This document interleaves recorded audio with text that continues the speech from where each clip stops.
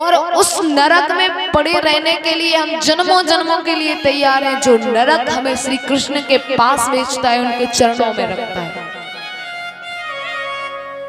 ये भाव रहते गोपियों के। यहाँ पर उद्धव जी कहते हैं, जब हम कल आए थे तब तो कह रही थी कि यदुपति बन गए हैं, बता रहे हैं कि इतने बड़े राजा बन गए, राजमहल में रहते हैं, इसलिए ये वस्त्र भेजे हैं, सब कुछ भेजा है। गोपियां कहती हैं कि ये वस्त्र जो तुम पहन के आए हो, ये श्री कृष्ण ने दिए है ना, हम इनको कल देखते ही पहचान गए थे, उन्हीं ने दिए है ना। उद्धव जी कहते हैं हाँ दिए, लेकिन तुम्हें कैसे पता। गोपियां कहती कैसे भूल जाए इनकी सुगंध, कैसे भूल जाए ये श्रृंगार, जिसको देखकर हम जीवित रहते थे, आज भी उनको उसी स्वरूप को, उसी छवि को याद कर करके जीवित रह रहे हैं, कैसे भूल सकते हैं। ये उन्हीं ने दिए हैं। उद्धव जी कहते हैं हाँ उन्हीं ने दिए हैं।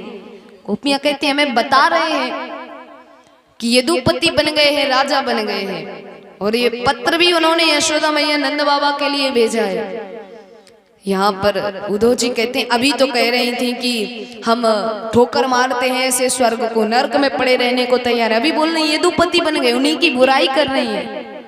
गोपियां कहती यही तो प्रेम है कि गुस्सा है, क्रोध है, जो है सब उनसे है। गोपियां यहाँ प्रेम की परिभाषा उद्धव जी को समझाती हैं।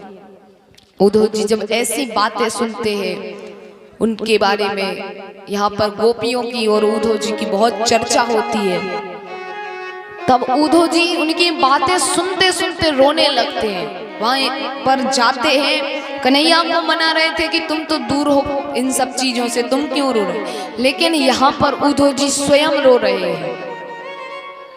उद्धव जी रो रहे हैं। यहाँ पर एक एक गोपी अपनी अपनी भेंट उद्धव जी का, क्योंकि मथुरा जाने का समय चल रहा है, यहाँ पर अपनी भेंट भेज रही है कि ये भेंट हमारी।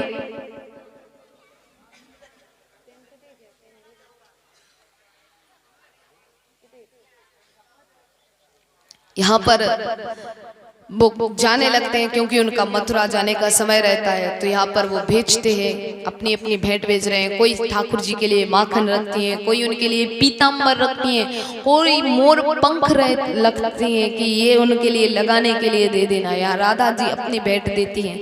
उद्धव जी के हाथों में उनकी भेंट नहीं बन रही है, सामान नहीं बन रहा है। उद्धव जी रोते और ब्रज की रज में लौटते पीटते जैसे तैसे करके रज में अपना माथा टेक टेक कर निकल रहे हैं, चल रहे हैं। उस पर पांव रखते हुए भी उनको ये लग रहा क्या पता हमें पाप ना लग जाए।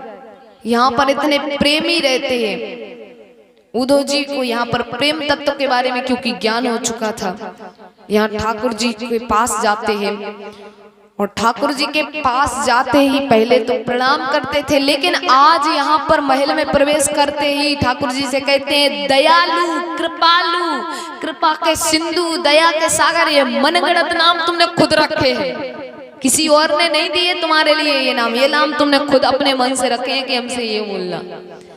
यहाँ कन्हैया कहते हैं कि तुम्हारे लिए ब्रज भेजना हमारा सफल हुआ, क्योंकि इस लहजे में, इतने गुस्सा में केवल हमसे गोपियां ही बात करती थी, क्योंकि उद्धव जी तो ज्ञान के माध्यम से बात करते थे। वो कहते तुम्हारे लिए ब्रज में पहुंचाना सफल हुआ, तुम्हें प्रेम की परिभाषा सिखा दी गई है।